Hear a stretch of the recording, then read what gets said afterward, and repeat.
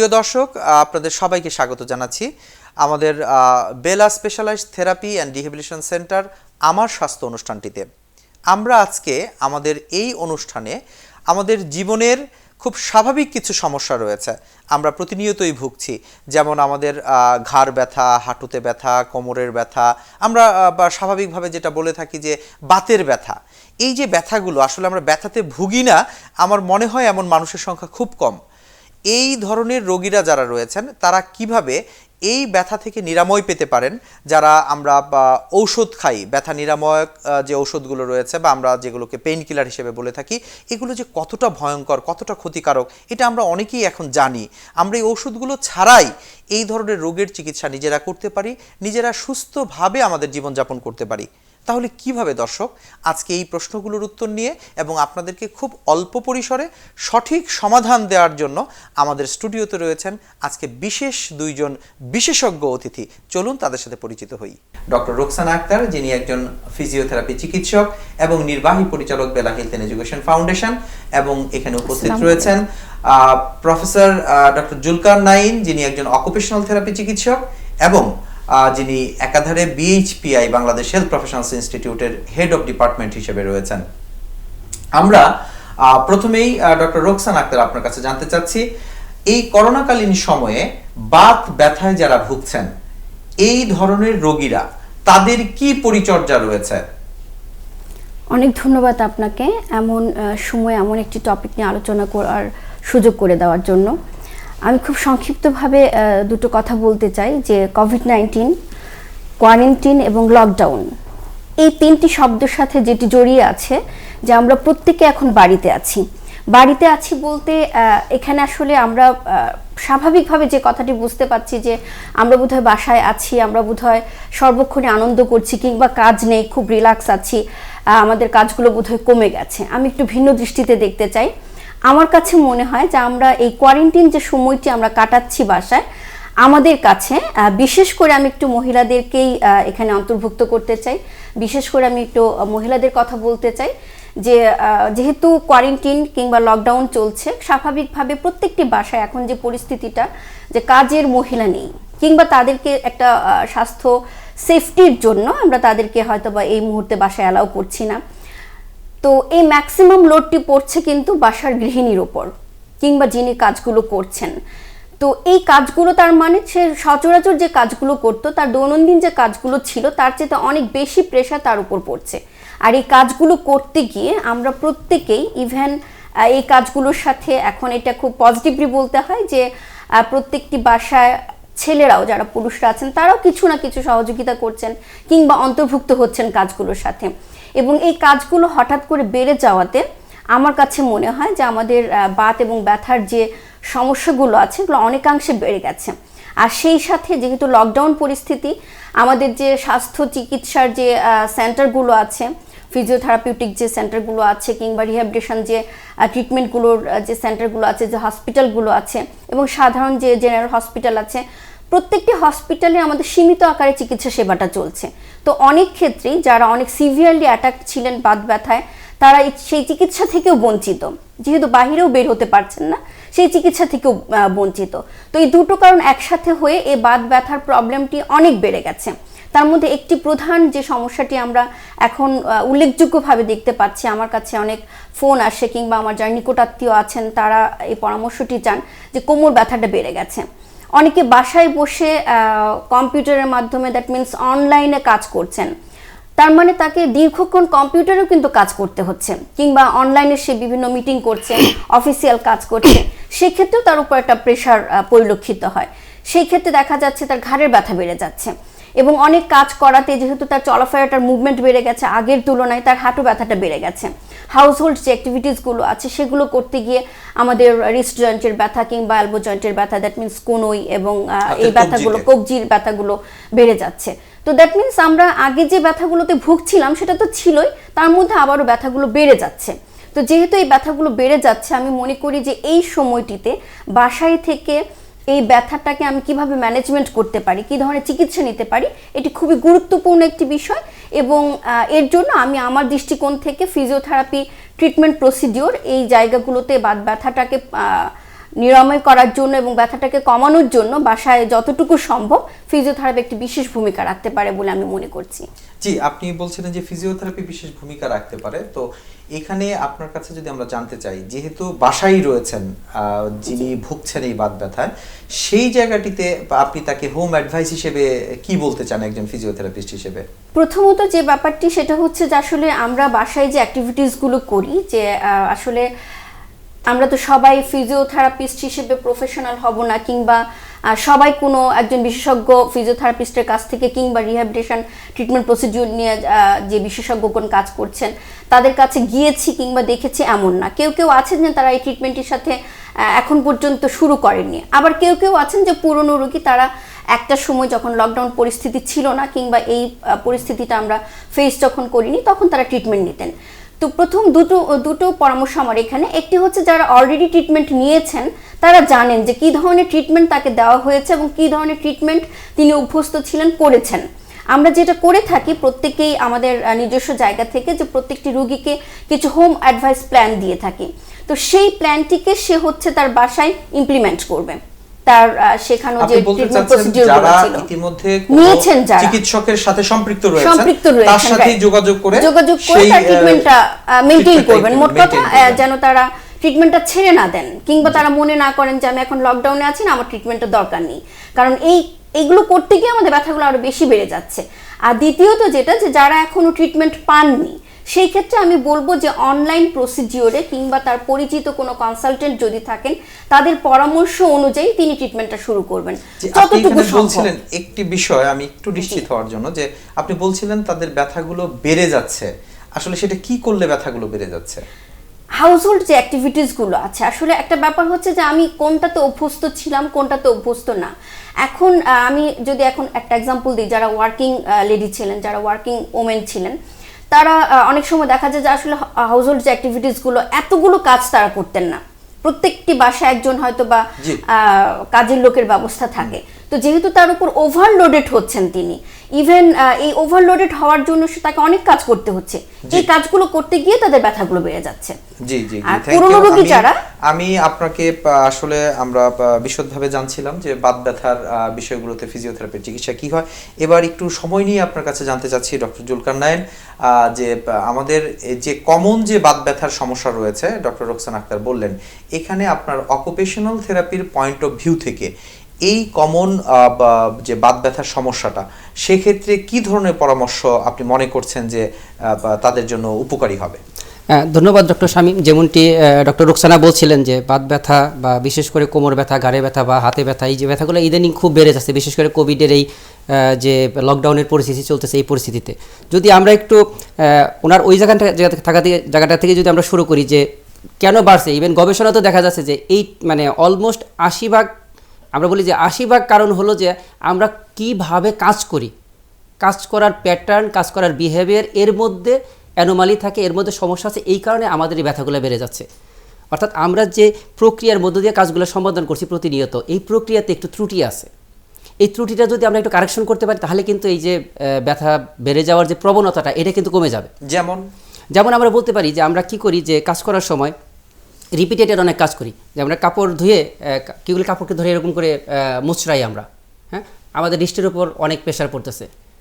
কিংবা আমরা কম্পিউটারে বসে লম্বা সময় কাজ করতেছি, বিশেষ করে যে লকডাউনের পরিস্থিতি যেটা তৈরি হচ্ছে, যে আমরা টেবিলে অনেকক্ষণ বসে আছি, চেয়ারের মধ্যে অনেকক্ষণ বসে আছি, সোফার মধ্যে অনেকক্ষণ বসে টিভি দেখছি, আলটিমেটলি আমরা যে মানে বসে আছি, আমাদের পোস্টারটা ঠিক নেই, আমাদের কোমরের পোস্টারটা কি, আমাদের কোমরের অবস্থা ঠিক নেই, আমাদের পোস্টারটা কি, পোস্টারটা হলো যে আমাদের বসার যেই প্রক্রিয়াতে এটা আমরা বসি, এটা একটা সাইন্টিফিক প্রক্রিয়ার মধ্যে দিয়ে যেতে হয়। যেমন আমাদের কোমরটা কোন অবস্থানে থাকবে, আমাদের ঘাড় কোন অবস্থানে থাকবে, আমাদের হাত কোথায় থাকবে, আমাদের পা কোথায় থাকবে, এই প্রত্যেকটার সঙ্গে একটা সমন্বয় করে এমন একটা ভাবে বসতে হয় যাতে একটা ব্যালেন্স অবস্থায় থাকে শরীরটা।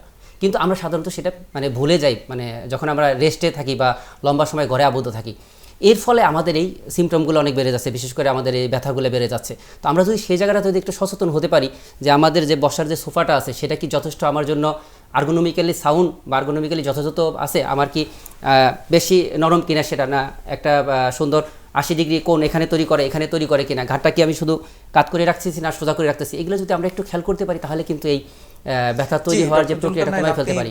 যা বলছিলেন যে 80 ডিগ্রি কোণ বা আর্গোনোমিক্যাল, এই শব্দগুলো আসলে আমরা যারা সাধারণ মানুষ যারা রয়েছেন তাদের জন্য একটু সহজ করে বলবেন। এটা আসলে আর্গোনমিক্সটা এমন একটা জিনিস যে মানুষের বডির সঙ্গে পরিবেশের একটা সমন্বয় তৈরি করা, অর্থাৎ আমরা যেখানে যে অবস্থানে যেভাবে পারফর্ম করছি, কাজ করছি, সেই পরিবেশটার সঙ্গে আমাদের শরীরটা কতটা অ্যাডজাস্টেড, কতটা তার সঙ্গে সংগতিপূর্ণ, সেই জায়গাটাকে সেই জায়গাটা তৈরি করাটাই আর্গোনমিক্স আসলে। আচ্ছা, আমি আপনার কাছে আরো স্পেসিফিকভাবে জানতে চাইবো, ডক্টর রোকসানা আক্তার তিনি বললেন আমরা যদি এই জায়গাটিতে যে কবজি ব্যথা হচ্ছে, তিনি বললেন তার পয়েন্ট অফ ভিউ থেকে, আপনি এই জায়গাটিতে অকুপেশনাল থেরাপির পয়েন্ট অফ ভিউ থেকে তিনি যে কাজ করছেন, আপনি যেটা বোঝাতে চাচ্ছেন আসলে ওই মানুষটি কিভাবে তাহলে করবে? যেমন আপনি বললেন যে কাপড় কাচা, টুইস্টিং করা, এটা করা, তো যার কবজিতে ব্যথা রয়েছে আমরা একটু জানতে চাই যে তিনি কিভাবে করবেন তাহলে সেই কাজটি। প্রথমত যে যেটা উদাহরণ হিসেবে বলতেছিলাম যে কাপড় আমরা ধুয়ে সাধারণত আমরা যেটা বলি চিপে নিচ্ছি, এটা কি আসলে খুব জরুরি মুড়ানোটা? এটা তো ঝুলিয়ে রাখলে পানিটা শুকিয়ে যাবে, এটা জরুরি না, এটা জাস্ট আমাদের একটা বিহেভিয়ারাল প্যাটার্ন যে আমরা ধরি, অথবা আমরা যদি এভাবে কাপড়টিকে চাপ দিই তাহলে কিন্তু এটা হয়ে যাবে, তারপর ঝুলিয়ে রাখলে ইয়ে যাবে। ঠিক একইভাবে আমরা বাড়িতে অনেক রকমের কাজ করি, হাউজহোল্ড অনেক কাজ করি, কি বলে যে বিশেষ করে মহিলারা তো সারাদিনই নানাবিধ কাজের মধ্যে ব্যস্ত থাকে, তাদের কোমর ব্যথা, ঘাড়ের ব্যথা, হাতের ব্যথা এগুলো প্রকট আকারে হচ্ছে এই রিপিটেড ইউজের কারণে তারা পুনর একই কাজ বারবার করতে থাকে সারাদিন পর। যে আমি আপনার কাছে ঘাড় ব্যথা নিয়ে বলবো, আপনি যেমন এই কবজি ব্যথার কথা বললেন, যে আমি মনে করছি যে আজকের এই অনুষ্ঠানটি থেকে আমাদের প্রিয় দর্শকরা তারা উপকৃত হচ্ছেন, যে কিছু হলেও তারা জানছেন যে আসলে কিভাবে কি করলে তারা এই ব্যথা থেকে মুক্ত থাকবেন। তো ঘাড় ব্যথা যেটা, সেই ঘাড় ব্যথার জন্য আপনার উনি কিভাবে বসবেন বা কি করবেন আপনি, সুন্দর একটি বিষয় এবং খুবই যুগোপযোগী যে ঘাড় ব্যথা বা আমাদের যে বর্তমান যে পরিস্থিতি, সেই পরিস্থিতিতে আমরা এমনভাবে নিজেদেরকে উপস্থাপন করছি যে আমাদের এই ব্যথাগুলো বেড়ে যাচ্ছে। তো তাদের জন্য আমার পরামর্শ থাকবে যে আমরা যে কাজগুলো করছি সেখানে একটু আমাদেরকে সতর্ক হতে হবে। বিশেষ করে আমরা যখন টেবিলে বসে কাজ করি, আমরা কি ঘাড়টাকে বেশি সামনে কাজ করে রাখছি, আমার টেবিলের বইটা কি ল্যাপটপটা কি বেশি নিচে বা কোলের উপরে, তাহলে আমাদের চিন্তা করতে এটা যদি আমি একটু সামনে নিয়ে আসতে পারি এবং আমার ঘাড়ের পজিশনটা যদি ঠিক থাকে তাহলে কিন্তু এই ব্যথাটা বাড়বে না এবং ডিউরেশনটা আমরা অনেক সময় আনকনশিয়াসলি কাজ করতে, যে পজিশনে আপনি বলছেন যে সচেতন হব, একটু আনতে পারি, এই একটুটা আসলে কতটুকু, মানে এটা কিভাবে উনি বুঝবেন? যে 45 থেকে 60 ডিগ্রির মধ্যে যদি কোনো কিছু রাখা যায়, যে আমার স্ট্রেট লাইনে থাকবে ঘাড়টা, আর সামনে যে জিনিসটা আছে বই বা ল্যাপটপ যাই থাক সেটা যদি 45 থেকে 60 ডিগ্রির মধ্যে থাকে তাহলে এই পজিশনটা ঠিক থাকবে, এটা এক্সট্রিম নিচের দিকেও আসবে না, উপর দিকেও যাবে না, তখন এখানে ব্যথাটা তৈরি হবে না এবং এটা কোনো অবস্থায় লম্বা সময় একই পজিশনে থাকা যাবে না। ঠিক একই রকমভাবে যারা আমরা বলি যে আমরা শুয়ে টিভি দেখি, হেলান দিয়ে টিভি দেখি, তো এখানে আমাদের পজিশনটা ঠিক রাখতে হবে। আমরা বাঁকা হয়ে বসে বা বাঁকা হয়ে শুয়ে টিভি দেখবো না, তাহলে আমাদের ঘাড় ব্যথা, কোমর ব্যথা বেড়ে যাবে। সোফাতে আমরা বসি, সাধারণত হেলান দিয়ে বসি, কাত হয়ে বসি, সোফাটা আমাদের কখনোই আমাদের জন্য স্বাস্থ্যসম্মত না। সোফাতে যে ধরনের ফোমগুলো ব্যবহার করা হয় এগুলো কোনো অবস্থাতে আমাদের পিঠের জন্য বা ঘাড়ের জন্য সুন্দর সাপোর্ট দেয় না। আর্গোনমিক্যাল যে পজিশনটার কথা বলি সেটা মেইনটেইন, তার মানে আমাদের যে মেরুদণ্ডটি রয়েছে সেই মেরুদণ্ডটিকে কোষণ নিয়ে পিছনে দিয়ে বসে সুন্দর হয়ে পায়ের হাইটটা ঠিক আছে কিনা সেটাকে দেখে যদি আমরা নিজেদেরকে একটু খেয়াল করি যে হ্যাঁ এটা আমার একটা সুন্দর পজিশন আছে, তাহলে কিন্তু এই ব্যথাটাকে আমরা কমিয়ে আনতে পারি। ইভেন মহিলাদের জন্য বিশেষ করে আমি বলবো এই সময়টা তারা ঘর পরিষ্কার করে, ঘর মুছে কিংবা ভারী জিনিস ক্যারি করে, তারা যদি ঘর মোছার সময় একটু ঝাড়ুটাকে লং হ্যান্ডেল ঝাড়ুটা যদি ব্যবহার করে কিংবা কোনো কিছু ক্যারি করার সময় সামনে কাত হয়ে যদি না তুলে পাশে ফিরে যদি সেটাকে তুলে, তাহলে কিন্তু এই ব্যথাটা তৈরি হয় না। তো এখানে প্রিভেনশনটা খুব জরুরি, যদি আমরা কাজে সাবধানতাগুলো অবলম্বন করতে পারি অনেকাংশেই কিন্তু আমরা এই ব্যথাটাকে কমিয়ে ফেলতে পারি। আপনার প্রিভেনশন আপনি যেটা বলছেন যে কোমর ব্যথার জন্য, আমি একটু খুব বিশদভাবে জানতে চাচ্ছি যে সামনের দিকে ঝোঁকা যাবে না, যিনি ঝাড়ু দিবেন, যিনি কাজ করবেন তাকে খুব সোজাভাবে থাকতে হবে।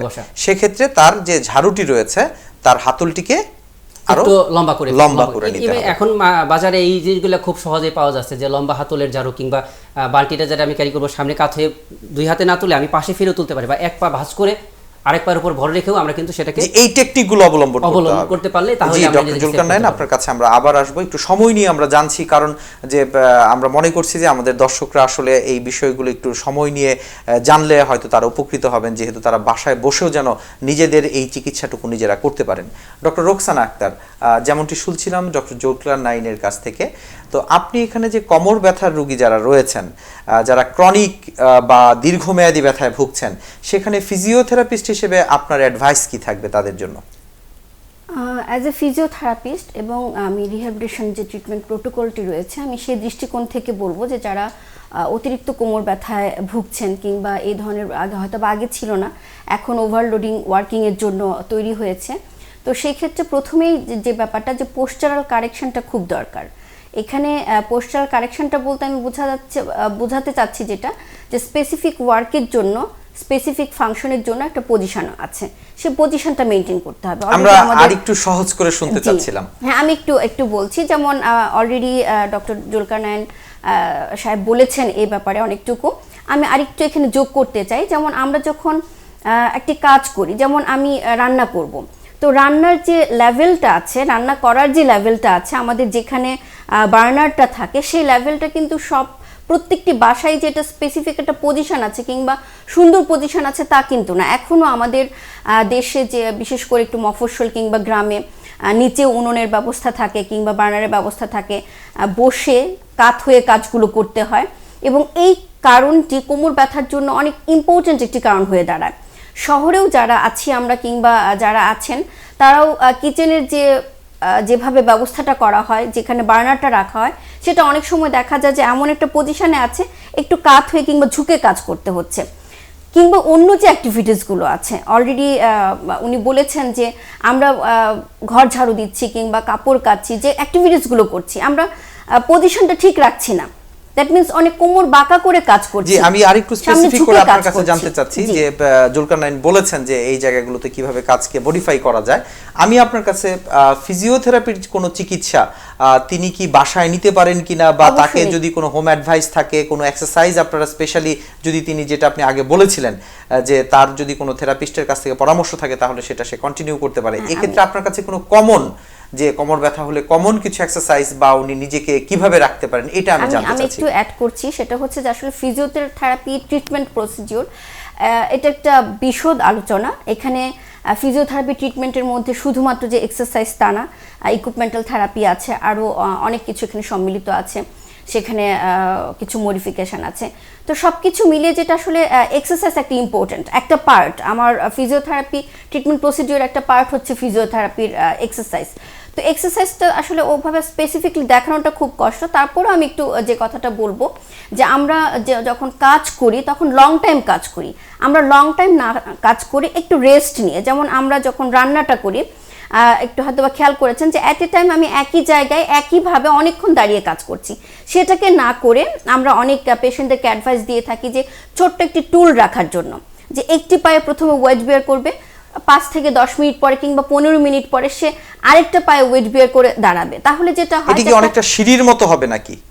সিঁড়ি কিংবা আমরা খুব আঞ্চলিক ভাষায় পিঁড়ি বলি কিংবা টুল বলি, এই ধরনের। এতে যেটা হয় যে একটা ব্যালেন্স তৈরি হয়, ব্যালেন্সটা তৈরি হলে দ্যাট মিন্স একইভাবে একই জায়গায় অনেকক্ষণ প্রেশার ক্যারি করতে হয় না, তখন ব্যথাটা কম হতে পারে। জি রোকসানা আক্তার, আমরা আসবো আপনার কাছে আবার। জুলকারনাইন, তিনি যেমনটি বলছিলেন আপনার সেই সূত্র ধরেই যে আমরা যে কোনো অকুপেশনকে বা কাজের জন্য আপনার মডিফিকেশন প্রয়োজন, তো সেক্ষেত্রেও হোম অ্যাডভাইসে তাই ছিল।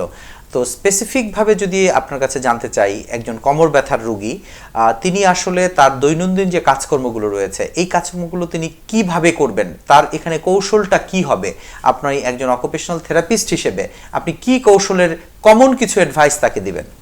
ধন্যবাদ আপনাকে। যে আমি যেটি বলতে চাই যে বিশেষ করে কোমর ব্যথা বা ঘাড়ের ব্যথা এই ধরনের রোগীদের জন্য যে আমরা অকুপেশনাল থেরাপিস্টরা এভাবে বলি যে 3টা এরিয়াতে পরিবর্তন করার জায়গা আছে। একটা হলো যে ব্যক্তি পার্সন তার নিজের বিহেভিয়ার, নিজের যেই প্র্যাকটিস আছে সেখানে পরিবর্তন করবে সে, কারণ সে যদি বুঝতে পারে কেন তার ব্যথাটা তৈরি হচ্ছে তাহলে সেখানে সে কারেকশন করবে, এই একটা দিক, অর্থাৎ ফিজিক্যালি তাকে পরিবর্তন করতে হবে। 2, তার কাজের পরিবেশ, অর্থাৎ যেই পরিবেশে আমি কাজটা সম্পাদন করছি সেখানে আমি কোন কোন জায়গাগুলো পরিবর্তন করে আমার উপযুক্ত করতে পারি, যেটা আমরা বলতেছিলাম যে আর্গোনমিক্স একটা প্রক্রিয়া, যে প্রক্রিয়ার মাধ্যমে ওইটা করতে পারি। যেই টেবিলটার হাইট কম, হাতলে সাপোর্ট নাই, সেখানে আমি হাতলের হাইটটাকে আমাকে বাড়াইতে হবে। আমার কোমর নিচে বা উপরে বা পায়ের নিচে আমার সাপোর্ট নাই, পাটা ঝুলে আছে, চেয়ারে আমি বসে আছি, তাহলে আমাকে নিচে সাপোর্ট দিতে হবে। তাহলে এই অ্যাডজাস্টমেন্টগুলো করতে হবে। যেমনটা বলতেছিল রান্না করে চুলার হাইট আর তার দাঁড়ানোর দুটার মধ্যে অ্যাডজাস্টমেন্ট, অর্থাৎ যেভাবে কাটাকাটি করতেছে সে, সে যেভাবে বসছে এটা কোনোটাই ব্যালেন্স অবস্থানে নেই। তাহলে এখানে আমরা এই যে আপনি এনভায়রনমেন্ট কাটাকাটির কথাটা বললেন, এখনো আমরা দেখছি আমাদের মা বোনরা তারা যে কাটেন, আমরা যেটাকে বটি বলি, তারা কিন্তু বসেই বেশিরভাগ সময় আমরা দেখি যে কাটে। এটা কি আপনাদের থেরাপির পয়েন্ট অফ ভিউ থেকে এটা কি সঠিক পদ্ধতি নাকি এর পরিবর্তন দরকার? এখানে যে পদ্ধতিটা আছে এটা যেহেতু আমাদের কালচারাল ভাবে এটা গড়ে উঠছে, সেটা আমি একেবারে ভুল বলবো না, কিন্তু এখানে কারেকশন করার জায়গা রয়েছে, যেটা করলে আমরা এই যাদের বিশেষ করে ব্যথা তৈরি হয়ে গেছে তাদের জন্য এটা উপকারী হবে যদি আমরা সেটাকে একটু অ্যাডজাস্ট করে হাইটটা বাড়িয়ে দিই, যাতে কোমরের মধ্যে বেশি প্রেশার না পড়ে, পায়ের হাঁটুর মধ্যে বেশি প্রেশার না পড়ে, একটু নিচেতে যাতে বসতে না হয়। টুলটা যদি উঁচা থেকে বা যে বটিটা যে কাঠটার মধ্যে লাগানো থাকে সেটা যদি একটু উপরে সেট সেটাকে করা যায়, মডিফাই করতে হবে যেন তাকে সামনে ঝুঁকতে না হয়। হ্যাঁ, যদি আমরা সেটা করে দিতে পারি তাহলে এনভায়রনমেন্টের যে পরিবর্তনগুলো আমরা করতে পারি তাহলে কিন্তু জি ডক্টর তার জন্য জুলকার নাইন, আরেকটা দিক আমি বলি যে আমরা জি। বলছিলাম যে শারীরিক একটা হলো যে এনভায়রনমেন্ট, আরেকটা হলো যে কাজ, অর্থাৎ যে কাজটা করবো সেই কাজটাকে আর কিভাবে করা যায়, অন্য কোনো অপশন আছে কিনা সেই কাজটা করার জন্য, সেটা খুব জরুরি, সেটা আমাদেরকে চিন্তা করতে হবে। যেইভাবে করলে কাজটা আমার ব্যথাটা কোনো বিকল্প পদ্ধতি বের করা। বিকল্প পদ্ধতি, সেই ক্ষেত্রে তখন প্রফেশনালদের একটা পরামর্শ লাগবে যে অল্টারনেটিভ বিকল্প আর কি পদ্ধতি আছে যে পদ্ধতিতে আমরা কাজটাকে সম্পাদন করতে পারি। অর্থাৎ এই তিনটা জায়গার মধ্যে যদি আমরা সমন্বয় করতে পারি, যে শারীরিক পরিবর্তন, অবকাঠামোর পরিবর্তন এবং কাজের ধরনের পরিবর্তন। ডক্টর জুলকার নাইন, আমি আবার আসছি, ডক্টর রোকসানা আক্তার তিনি একটি কথা বলেছেন যে প্রফেশনালদের পরামর্শ লাগবে। এই জায়গাটিতে আপনারা প্রফেশনাল বলতে কাদেরকে বোঝাচ্ছেন? এখানে প্রফেশনাল বলতে আমি যাদেরকে বোঝাচ্ছি রিহ্যাবিলিটেশন হেলথ সায়েন্স নিয়ে যারা কাজ করছেন, তার মধ্যে উল্লেখযোগ্য যারা একজন ফিজিওথেরাপিস্ট, একজন occupational therapist, speech and language therapist, এখানে সাইকোলজিস্টও কানেক্টেড আছেন। তো এরকম আরো মানে সবকিছু মিলিয়ে 17টি প্রফেশনাল এখানে কাজ করেন। অর্থাৎ এই প্রফেশনালদের তো অবশ্যই আপনাদের একটি যোগ্যতা রয়েছে এবং তারা বিশেষভাবে তারা শিক্ষিত এবং তারা একটি বিশেষ ডিগ্রি নিয়ে থাকেন। সেটা আসলে কোন পর্যায়ে যে আমরা যেন সঠিক চিকিৎসাটা পেতে পারি এই প্রফেশনালরা? এটা হচ্ছে আমি যেটা বলবো যে আসলে আমি একটু ভিন্ন দিকে যাচ্ছি, যে আসলে আমরা ট্রিটমেন্ট নিচ্ছি বিভিন্ন জায়গা থেকে, আমরা এখনো সাধারণ মানুষ যারা রয়েছি তারা এখন একটু কনফিউজড যে আসলে কোথায় গেলে আমি সঠিক ট্রিটমেন্ট পাবো। বলেন যে কারা এরা, আমরা অনুষ্ঠানের প্রায় শেষ পর্যায়ে চলে এসেছি, প্লিজ। জি, আমি একটু বলতে চাই যে যারা bachelor in physiotherapy, bachelor in occupational therapy, মোট কথা যারা হচ্ছে এই রিহ্যাবিলিটেশন গ্র্যাজুয়েশন আপনি বলেছিলেন যে বিষয়ে যারা শিক্ষিত বিশ্ববিদ্যালয় থেকে ডিগ্রিধারী তাদের কাছে যেতে হবে। যেমন আমরা একজন অকুপেশনাল থেরাপিস্ট তাকেই বলবো যিনি সব বিষয়ে একটি শিক্ষিত বিশ্ববিদ্যালয় থেকে তিনি ডিগ্রিধারী হয়েছেন, ব্যাচেলর ডিগ্রি নিয়েছেন। একইভাবে আমাদের ফিজিওথেরাপির ক্ষেত্রেও আমরা সেটাই বলবো। তো আমি অনুষ্ঠানের প্রায় শেষ পর্যায়ে চলে এসেছি। আমি ডক্টর রোকসানা আক্তার আপনার কাছে খুব ছোট করে জানতে চাচ্ছি যে আমরা প্রায়শই দেখি যে অনেক মহিলারা তাদের হাতের আঙ্গুলগুলোতে ব্যথার কথা অনুভব করছেন বা প্রচন্ড ব্যথা তাদের, এটা বারবারই কমপ্লেইন তারা করেন। এই ক্ষেত্রে তারা বাড়িতে বসে কিভাবে তাদের এই আঙ্গুলের বা এই গিরেগুলোতে যে ব্যথা তারা এটা ট্রিটমেন্টটা তারা করতে পারে? খুব সংক্ষিপ্তভাবে বলতে গেলে যে আঙুলে কিংবা গিরায় যে ব্যথাগুলো হয় বিভিন্ন কারণে হতে পারে। প্রথমে আমাদের আসলে কারণটিকে স্পেসিফিকেশন করা দরকার এবং এই জন্য একজন কনসালটেন্ট কিংবা বিশেষজ্ঞের পরামর্শ দরকার হবে। বিশেষজ্ঞ এবং কনসালটেন্টকে দেখানোর পর তার ডায়াগনোসিসটা কনফার্ম হওয়ার পরে আমি ট্রিটমেন্ট প্রসিডিউরে যাব। তার মধ্যে একটি হচ্ছে এক্সারসাইজ আমার খুব প্রয়োজন। আমার এই মুহূর্তে তিনি বাসায় রয়েছেন, আপনি একজন ফিজিওথেরাপিস্ট হিসেবে তাকে কি পরামর্শ দিবেন প্লিজ? আমি কিছু স্ট্রেংথেনিং এক্সারসাইজের পরামর্শ দিব, আমি কিছু স্ট্রেচিং এক্সারসাইজের পরামর্শ দিব, যে এক্সারসাইজগুলো আসলে একজন কনসালটেন্টের পরামর্শ ছাড়া করা যাবে না, কনসালটেন্টের পরামর্শ অনুযায়ী করতে হবে। জি, আমি ডক্টর জুলকার নাইন এই বিষয়টিতে আপনার দৃষ্টি আকর্ষণ করে বলতে চাচ্ছি যে এক্ষেত্রে আপনারা যদি কোনো অ্যাক্টিভিটিসকে দেন, আপনারা অ্যাক্টিভিটিসকে ওরিয়েন্টেড করতে চান, তাহলে কি ধরনের অ্যাক্টিভিটিস তিনি বাসায় করতে পারেন? Thank you. আমি যেটা বলতে চাচ্ছিলাম যে বিশেষ করে যদি হাতে বা জয়েন্টে ব্যথা হয় তাহলে প্রথম কাজটা আমি যেটা বলি যে জয়েন্টকে আমাদের একটা অভ্যাস আছে, আমরা জয়েন্ট টানি ফোটাই মুভ করি, এই ধরনের কাজগুলো আমাদেরকে অ্যাভয়েড করতে হবে।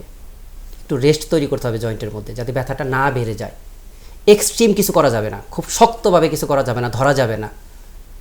এক্সট্রিম লেভেলে কিছু করলে তখন সেখানে একটা এক্সট্রা প্রেশার তৈরি করে তখন যে ইনজুরিটা সেখানে তৈরি হয় ভিতরে সেটা আরও বেড়ে যায়, সেখান থেকে ব্যথা তৈরি হয়। এগুলো ব্যবহার করে তার সঙ্গে আমরা খুব সিম্পলি বলতে পারি, বাসা বাড়িতে আমরা করতে পারি যে আমাদের অনেকেরই বাসায় ফ্রিজ আছে, আমরা ঠান্ডা চেকটা ইউজ করতে পারি, কিংবা এখন ওই যে বাজারে দোকানে খুব সিম্পলি সিলিকন জেলের পাওয়া যায়, প্যাকেট পাওয়া যায়, যেটাকে আমরা ঠান্ডাতেও ব্যবহার করতে পারি, গরমে ব্যবহার করতে পারি। অর্থাৎ ঠান্ডা গরম সেক দিলে কিন্তু গরমের বিশেষ করে ব্যথার জন্য খুব ভালো কিন্তু পারে। আমরা অনুষ্ঠানের শেষ পর্যায়ে চলে এসেছি ডক্টর জুলকার নাইন। আমি রোকসানা আক্তার আপনার কাছ থেকে জানতে চাইবো আমাদের দর্শকদের উদ্দেশ্যে এই বাত ব্যথা সংক্রান্ত তারা বাসায় বসে কি করবেন, খুব অল্প পরিসরে আপনি একটি মেসেজ দেবেন।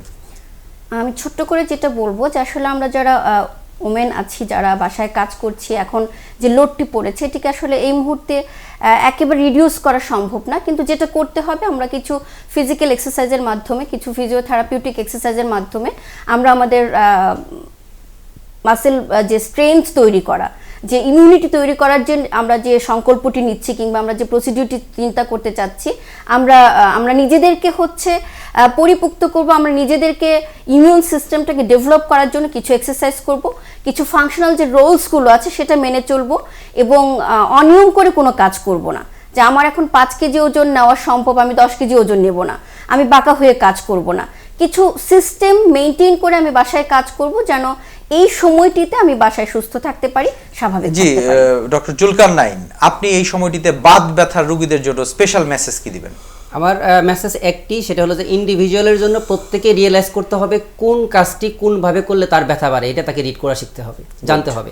সে যদি সেটা বুঝতে পারে যে হ্যাঁ আমি এই কাজটা এইভাবে করলে আমার ব্যথাটা বাড়ছে, তাকে সেটা অ্যাভয়েড করতে হবে। এটা হলো প্রথম, সে নিজেটাই নিজে কন্ট্রোল করবে। দ্বিতীয়ত, যে অ্যাডভাইসগুলো দেওয়া হলো সেগুলো মেনে চলবে এবং প্রয়োজন বোধে সংশ্লিষ্ট প্রফেশনালের সাথে অবশ্যই যোগাযোগ করবে এবং যতটা সম্ভব নিজেকে ফাংশনিং রাখা, কাজে ব্যস্ত রাখা, তাহলে ব্যথা থেকে নিজেকে মুক্ত রাখা যাবে।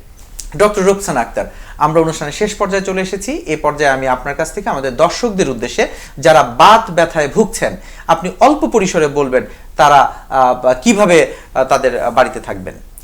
অনেক ধন্যবাদ। আমি এই সময়ে বাত ব্যথায় যারা ভুগছেন কিংবা যাদের বাত ব্যথার জন্য কষ্ট হচ্ছে তাদেরকে আমি বলবো যে আপনার চিকিৎসকের পরামর্শ অনুযায়ী আপনি বাসায় সেই রুলস রেগুলেশনস মেনটেন করে কাজ করবেন, সেই অনুযায়ী চলবেন এবং এই লকডাউন সময়ে ওভার স্ট্রেসটুকু নেবেন না। যতটুকু নেওয়া প্রয়োজন, যতটুকু কাজ করলে আপনি সুস্থ থাকবেন ততটুকুই আপনার জন্য স্বাভাবিকতা মেনটেন করবে। অনেক ধন্যবাদ। ধন্যবাদ আমাদের বিশেষজ্ঞ আলোচক দ্বয়, আপনাদের দুইজনকেই আমাদের এই আমার স্বাস্থ্য অনুষ্ঠানে আসার জন্য এবং সময় দেওয়ার জন্য। প্রিয় দর্শক, আজকে আমরা এখানে জানলাম এই কোভিড-19 সময়ে যারা বাত ব্যথায় ভুগছেন, এটি একটি কমন সমস্যা। আমরা অনেকেই বাসায় বাত ব্যথায় ভুগছি, তারা কিভাবে নিজেদেরকে সুস্থ রাখতে পারেন। আপনাদের সবাইকে এই কোভিড-19 সময়ে বাসায় থাকার জন্য, সুস্থ থাকার জন্য অনুরোধ করছি এবং পরবর্তীতে আমাদের এই অনুষ্ঠান আবারও দেখার জন্য সবাইকে অনেক ধন্যবাদ জানিয়ে এখানেই শেষ করছি আমার স্বাস্থ্য।